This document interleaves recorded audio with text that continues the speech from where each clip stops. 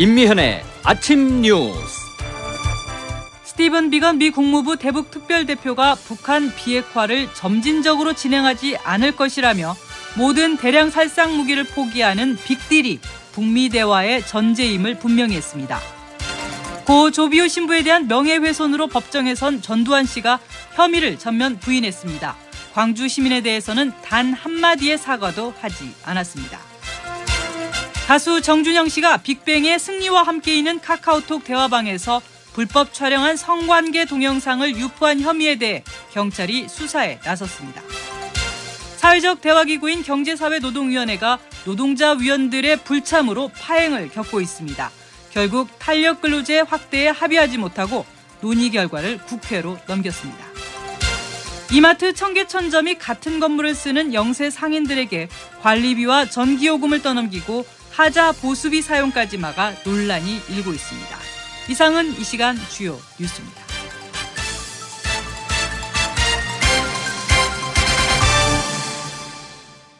여러분 안녕하십니까? 3월 12일 CBS 아침 뉴스입니다.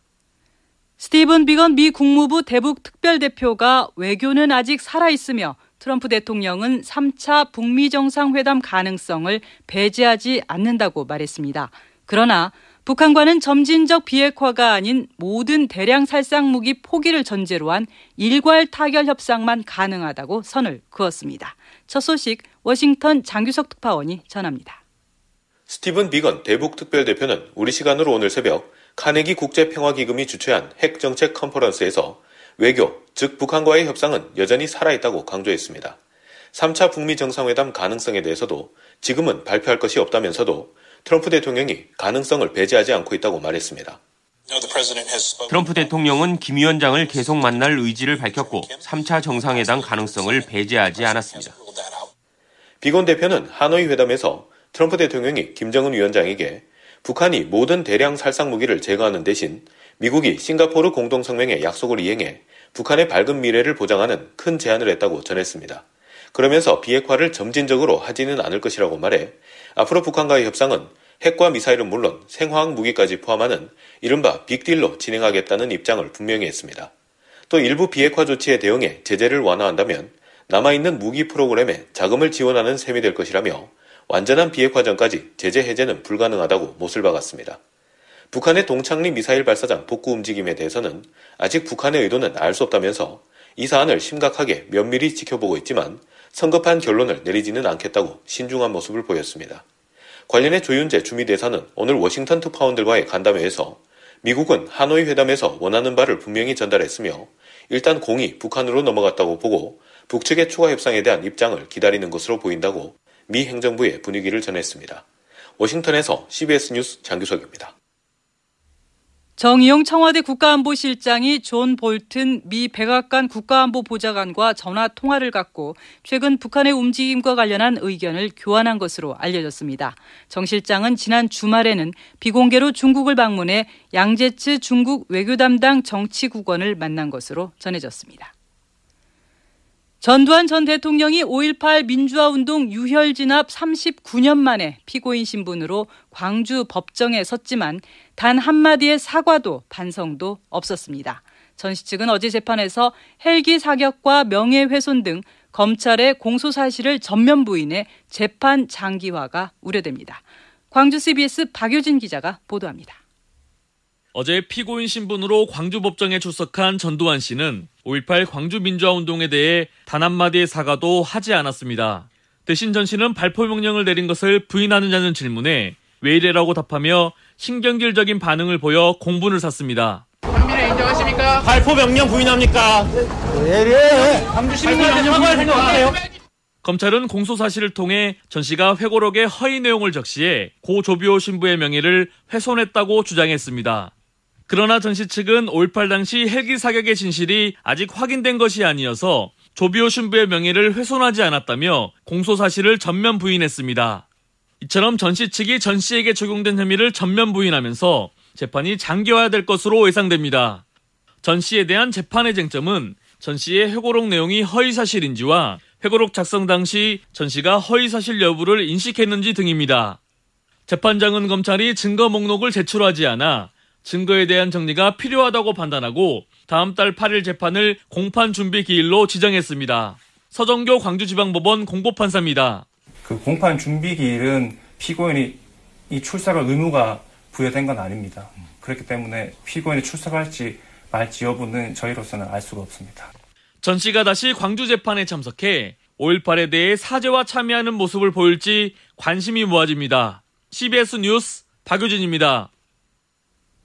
경찰이 빅뱅의 멤버 승리가 참여한 카카오톡 단체 채팅방에서 불법 촬영 영상이 공유된 의혹에 대해 수사에 나섰습니다.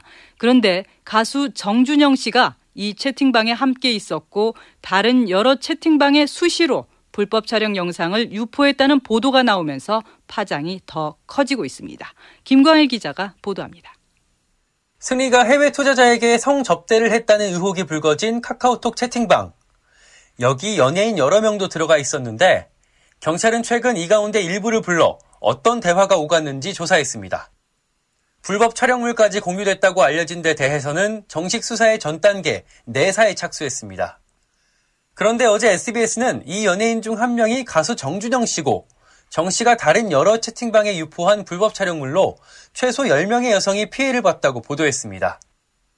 SBS가 공개한 채팅방 대화에서 정 씨는 친구에게 누군가와 잠자리를 가졌다 이렇게 말한 뒤 한 여성과의 성관계 장면을 몰래 찍은 영상을 보냈습니다. 또 룸살롱 여성종업원 신체 일부를 동료 연예인과 공유하는가 하면 잠이 든 여성의 사진 등을 유명 가수가 포함된 단체 채팅방에 수시로 올렸다고 SBS는 전했습니다. 경찰은 처음 승리의 성접대 의혹이 제기된 카카오톡 대화 내용을 입수했지만 불법 촬영물과 관련해서는 아직 수사 초기 단계라고 밝혔습니다. 다만 승리의 경우 성매매 알선 혐의 피의자로 입건하고서 출국 금지 조처를 내렸습니다. 성접대가 이뤄진 것으로 지목된 강남의 또 다른 클럽 아레나에 대한 압수수색을 최근 벌인 만큼 조만간 승리를 다시 소환할지도 검토하고 있습니다. 승리의 군입대 예정과 은퇴 선언에도 클럽 버닝썬에서 비롯된 논란은 분야를 막론하고 확대되는 모양새입니다. CBS 뉴스 김광일입니다. 사회적 대화기구인 경제사회노동위원회가 노동자 위원들의 불참으로 파행을 겪고 있습니다. 경제사회노동위원회는 탄력근로제 확대 논의의 공을 국회에 넘겼습니다. 김민재 기자입니다. 청년, 여성, 비정규직 등 계층별 대표 노동자위원 3명의 보이콧으로 2차례 연속 탄력근로제 확대안 의결에 실패한 경제사회노동위원회. 급기야 문성현 경사노위 위원장은 아예 보이콧 시도를 원천 차단하기 위해 본 위원회를 거치지 않고 의결하도록 제도 개선을 검토한다고 밝혔습니다. 본위원회에 참석 약속을 했으면서도 2번이나 참석하지 않은 이런 상황에 대해서 저희 위원회는 대단히 엄중하게 상황을 인식하고 있습니다. 반대로 계층별 대표들은 탄력근로제 확대 논의에서 줄곧 소외됐다며 경사노위 내부 소통을 확대해야 한다는 입장입니다. 김병철 청년유니온 위원장입니다. 탄력근로제 이 확대 문제가 전혀 이 본위원들의 어떤 상의 없이 거수기로만 약간 전락되는 이 과정을 뼈아프게 느끼면서 이러한 갈등의 근본 원인은 정부안을 먼저 제시하고 시한 안에 합의를 이루지 못하면 강행 통과하겠다는 정부와 경사노위의 조급증이 깔려 있습니다. 경사노위 첫 합의안인 탄력근로제 확대안도 법 개정을 서두르느라 일단 관련 합의문을 국회에 넘기기로 결정하면서 사회적 대화란 설립 의의까지 훼손될 위기입니다. 우여곡절 끝에 공을 건네받은 국회에선 이미 지난해 11월 탄력근로제 단위기간을 확대하는 데 합의한 바 있습니다. 경사노위가 일정 수준 합의에 이르렀고 국회 환노위 여당 간사인 한정희 의원도 이를 반영해 단위기간 6개월 연장 개정안을 이미 발의한 상태입니다. 다만 탄력근로제 제도가 워낙 복잡한 데라 보수야당이 경영계 입김을 추가로 반영할 수 있어 국회 논의 과정에서 대폭 수정될 가능성도 높아 보입니다. CBS 뉴스 김민재입니다. 서울 영등포구의 전임 구청장 측근들이 구에서 발주한 사업을 집중 수주해온 것으로 확인됐습니다. 측근들은 모두 구청장이 만든 사모임에서 운영진으로 활동했는데요. 친분을 이용한 일감 몰아주기라는 비판이 나옵니다. 윤준호 기자가 단독 보도합니다. 인테리어 업체 S사는 2011년 말부터 6년 동안 영등포 구청 사업 94건을 수주했습니다.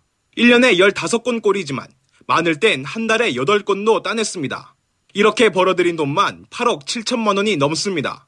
광고업체 I사는 2012년 말부터 구청 사업을 받기 시작해 지난달까지 75건을 계약했습니다. 수익은 7억 5천만 원에 육박합니다. 구청이 두 업체와 체결한 계약만 169건, 들어간 예산은 16억 2천만 원에 달합니다. 사업은 대부분 경쟁 입찰이 필요 없는 수의 계약으로 맺어졌는데 계약이 집중된 기간은 조모 전 영등포 구청장이 재임하던 시기와 겹칩니다. 취재 결과 두 업체의 대표들은 조 전 구청장이 만든 칙목 모임에 회장과 부회장으로 활동했습니다. 한 구청 관계자는 해당 모임은 사실상 조 전 구청장의 팬클럽과 같다고 말했습니다. 조 전 구청장은 친분은 인정하면서도 특혜 의혹은 전면 부인했습니다. 오랫동안 인맥이 있기 때문에 알죠. 그 일하고 이런 거에 대해서는 이제 각 부서에서 직원들이 연결되는 부분이기 때문에 저하고는 잘 모르죠. 한 해 20건 이상 계약을 맺어 오던 두 업체는 지난해 조 전 구청장 퇴임 이후 I사는 8건으로 대폭 줄었고 S사는 단 한 건의 사업도 따내지 못했습니다. CBS 뉴스 윤준호입니다. 이마트가 같은 건물 안의 영세 상인들에게 관리비와 전기요금을 떠넘기고 매장에서 다친 이용 고객의 보상도 외면해서 갑질 논란이 일고 있습니다. 이재기 기자가 취재했습니다. 서울 청계천의 롯데캐슬 상인들은 이마트가 부담해야 할 무빙워커 전기요금을 억울하게 부담하고 있다고 하소연합니다. 11년 동안 부담해준 액수만 수억 원. 한 상인입니다. 전기요금도 이마트가 한 달에 한 1,500만 원씩 내야 되는데 우리 이 사람들한테 이렇게 부담을 시키고 있고 그 갑질이죠. 말하자면은 의도적인. 이마트는 매장 내 무빙워크는 분양 서류상 공용시설이어서 문제가 없다는 주장입니다. 하지만 공용시설임을 입증하는 증거는 제시하지 못했습니다. 이마트 관계자입니다. 안에 있는 거 말고 그 외부에 있는 공용 면적에 대해서 저희가 분양 명령을 저희가 전혀 사용하지 않은 것도 다 내고 있거든요. 근데 관리비 이런 것들을 우리가 정확하게 할 수가 없으니까. 이마트는 상가 입주자면 누구나 부담하는 관리비 예치금도 11억 원 가운데 4억 원만 냈습니다. 상가 하자 보수비 8억 원은 이마트 반대로 집행조차 하지 못하고 있습니다. 이 때문에 애꿎은 피해자까지 발생하고 있습니다. 한 피해자는 바닥에 패인 구덩이에 넘어져 골반뼈가 부러졌습니다. 서모 씨입니다. 푹 꺼진 부분에서 넘어졌어요. 골반이 금이 가서 병원에 보름간 입원해 있었어요. 상가 전체를 쥐락펴락하는 이마트, 이를 돕는 상가 관리사무소, 둘 사이에 유착 의혹이 일고 있습니다. 한 상인의 말입니다. 아주 편안하거든요. 이마트는 자기네 말 잘 들으니까. 그냥 그렇게 전기요금도 특혜를 보고 승강기 수리비도 다 관리비로 해주지. CBS 뉴스 이재기입니다. CBS는 초유의 사법농단 사태를 통해서 우리 사회가 함께 고민해야 할 문제와 가치 등을 정리해보는 시간을 마련했습니다. 오늘은 두 번째 시간으로 수사 과정에서 드러난 법원의 민낯에 대해서 김기용 기자가 보도합니다. 사법농단 수사가 궤도에 오른 지난해 7월, 법원은 임종원 전 법원행정처 차장의 영장을 제외하곤 검찰이 청구한 압수수색 영장을 모두 기각했습니다.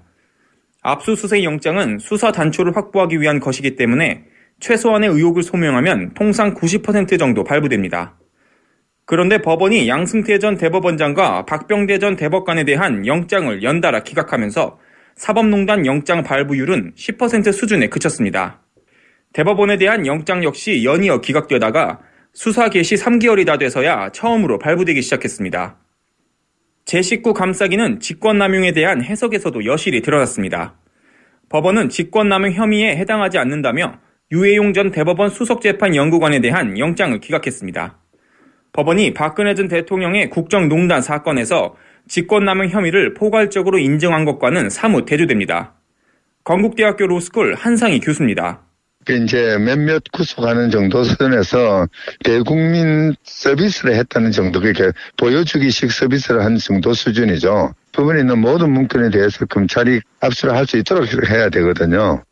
향후 재판 과정에서 법원이 직권남용 혐의에 대해 어떤 답을 내놓을지 주목됩니다. 한편 양 전 대법원장이 소환 당시 그냥 지나쳐 논란이 됐던 포토라인 문제에 대해서는 현재 인권 문제와 결부돼 여러 가지 대안들이 논의되기 시작했습니다. CBS 뉴스 김기용입니다. 우리 사회에는 원룸과 고시원 등 비좁은 공간에서 온 가족이 함께 살며 발버둥치는 현실이 여전히 존재합니다. 경기도 시흥시의 한 원룸촌의 주거 현실을 김명지 기자가 조명합니다. 고등학생 딸과 중학생 아들의 60대 노모까지 모시고 있는 김모 씨네 가족이 사는 집은 5평 남짓한 월세 36만 원짜리 원룸. 3대가 함께 사는 이 방에선 아무리 서로를 배려하려고 해도 어쩔 수 없이 볼멘 소리가 나옵니다. 김 씨입니다. 저희 딸은 자기 방이 필요하다고 그렇게 항상 얘기하고요. 아들은 뛰어놀고 싶은데 걔가 막 에너지가 넘치거든요. 얘는 혼자 막 컴퓨터를 하더라도 친구들하고 이제 시끄럽게 게임을 하는데 할머니는 그게 싫은 거죠.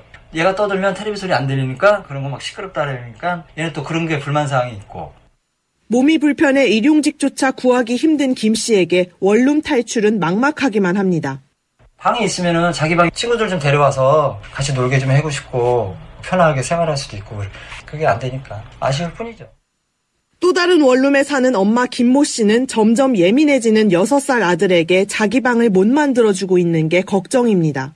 아이도 이제 그게 스트레스 받으니까 그때부터 이제 엄마 내 방 있었으면 좋겠어. 나도 넓게 장난감 펴놓고 내가 마음껏 놀고 싶어. 이런 얘기를 하더라고요. 공공임대주택조차 꿈꾸지 못해 좌절하기도 합니다.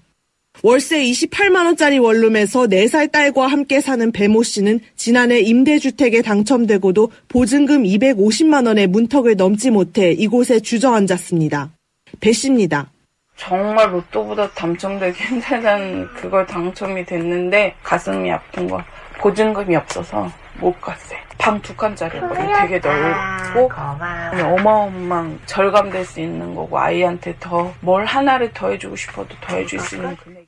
정황사회복지관과 시흥주거복지센터 등은 다음 달 시흥시 정황본동 주변 지역을 중심으로 이 같은 원룸 가족 530여 가구에 대한 조사 결과를 발표하는 보고회를 가질 예정입니다. CBS 뉴스 김명지입니다. 이어서 간추린 소식을 이명희 아나운서가 전합니다. 북한이 유엔의 대북 제재망을 피해 불법 환적 방식으로 석유 제품 수입과 석탄 수출을 늘리고 있다는 유엔 전문가들의 조사 보고서가 나왔습니다. 이 보고서는 이처럼 대북 제재망에 구멍이 뚫리면서 북한의 핵개발과 탄도미사일 프로그램이 온전히 유지되고 있다고 지적했습니다. 한반도 유사시에 대비한 지휘소 훈련인 키리졸브 대신에 실시하는 새로운 한미연합훈련 19의 1 동맹연습이 오늘 종료됩니다. 북한은 축소된 19의 1 동맹연습에 대해서도 남북 북미 합의 위반이라고 비난했지만 비난 수위는 크게 낮아진 것으로 군 당국은 평가했습니다. 에티오피아 항공 여객기 추락 사고로 미국 보잉의 차세대 주력기 B737 맥스에 대한 안전 우려가 확산되는 가운데 미국 연방항공처는 현재까지는 안전하게 비행할 수 있는 기종이라는 입장을 밝혔다고 미국 언론들이 보도했습니다. 간추린 소식이었습니다.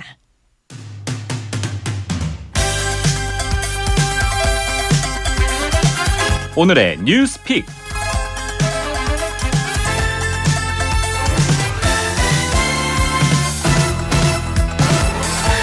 홍 기자의 쏘 왓입니다. 내 경제생활에 도움이 되는 뉴스 알아보는 시간이죠. 홍영선 기자 나와 있습니다. 어서 오세요. 네, 안녕하세요. 오늘은 어떤 주제 가지고 나왔나요?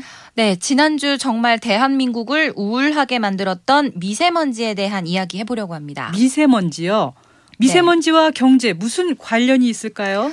미세먼지를 막는 법, 현재로서는 마스크 쓰는 것, 실내에서 공기청정기 트는 것밖에 없잖아요. 그렇죠. 그런데 이게 다 일회용 소모용품이고요.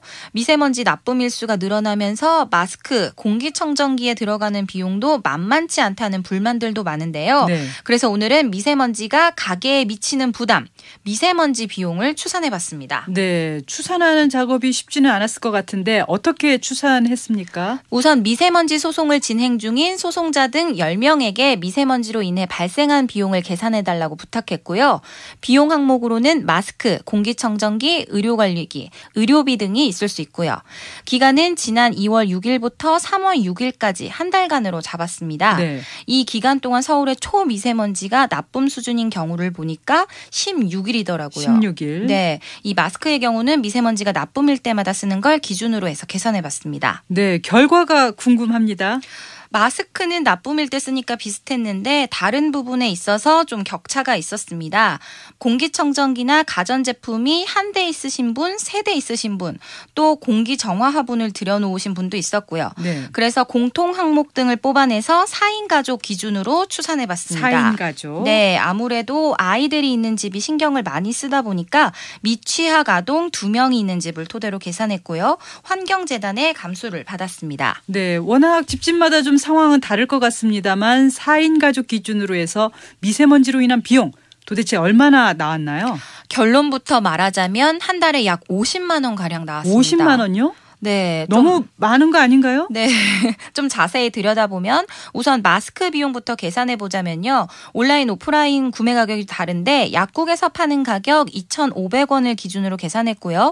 4인 가족이다 보니까 하루에 10,000원. 그리고 이 기간 동안 납품 지수가 16일이었으니까 16만 원이 나왔습니다. 아이고, 마스크 비용만 16만 원. 네. 한 달에. 공기청정기 비용은 또 보통 아이 있는 집은 큰 거 한 대, 작은 거 한 대 이렇게 두 대를 놓더라고요. 네. 이렇게 하면 공기청정기 값만 130만 원인데 이걸 사용 연한으로 나눠서 보면 1년에 21만 7천 원 꼴이에요. 그래서 이걸 한 달 기준으로 환산해서 보니까 18,000원이었고요. 네, 공기청정기는 한 달에 18,000원 정도 비용이 들고. 그런데 여기다가 필터 비용도 듭니다. 두 개에 12만 원. 6개월에 한 번씩 갈아줘야 되는데 이렇게 보면 한 달에 2만 원이 듭니다. 그래서 공기청정기 이용에만 한 달에 38,000원이 들고요. 네, 만만치 않네요. 네.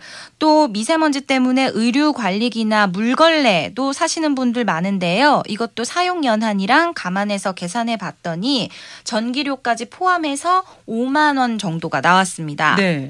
또 눈이나 코 세척 등도 요즘 많이 하는데 여기에 그렇죠. 또 비용이 들더라고요. 네. 이런 약품이랑 인공 눈물 포함해서 2만 원이 나가고요.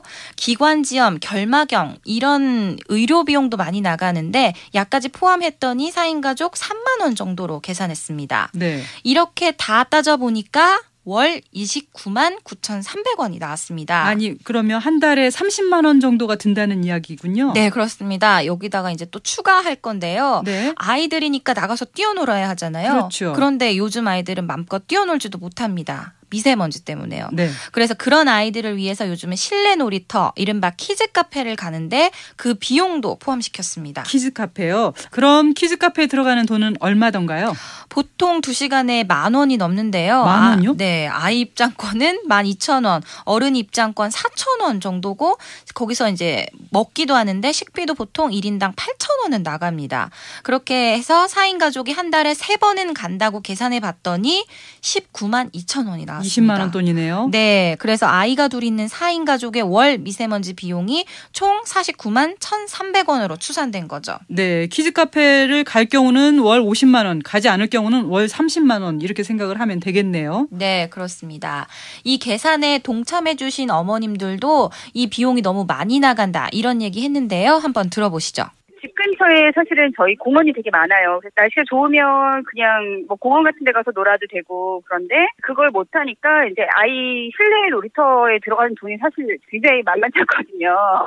또 전문가들도 미세먼지로 인해 건강은 물론 가계의 부담까지 더해지고 있다는 점도 간과해서는 안 된다고 입을 모았습니다. 안진걸 민생경제연구소 소장입니다. 여름에는 냉방 비용, 그리고 겨울철 봄철에는 미세먼지 비용까지 정말 너무 힘겹다 이런 얘기가 절로 터져나오고 있습니다. 미세먼지로 인해서 추가로 들어가는 비용 중에 마스크 비용이라든지 전기세라든지 이런 부분들은 충분히 좀 지원해주고 미세먼지 복지 차원으로 접근해야 될 때가 된 거 아닌가.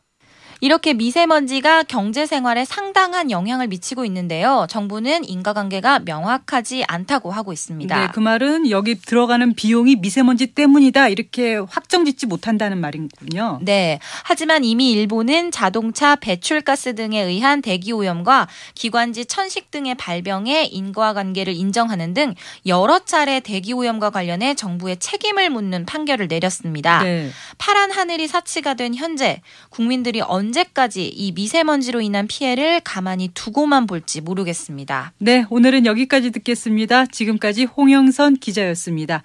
날씨 알아봅니다. 기상청 이수경 리포터가 전해드립니다. 네, 오늘도 일부 지역에 비 소식이 있고 중부지방을 중심으로는 낮 기온이 많이 오르지 못하겠습니다. 내일과 모레 사이엔 꽃샘추위가 찾아오면서 내일 아침에는 영하권의 날씨를 보이는 곳이 많겠는데요.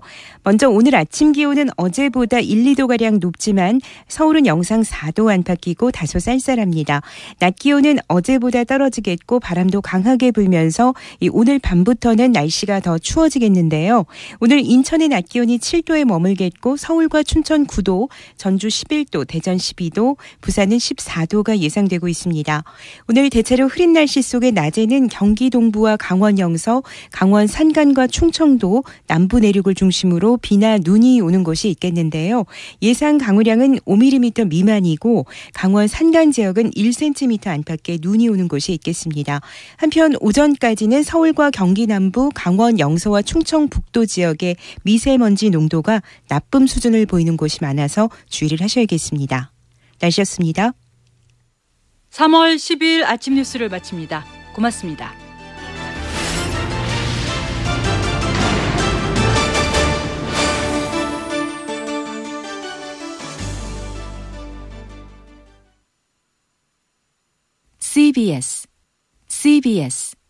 CBS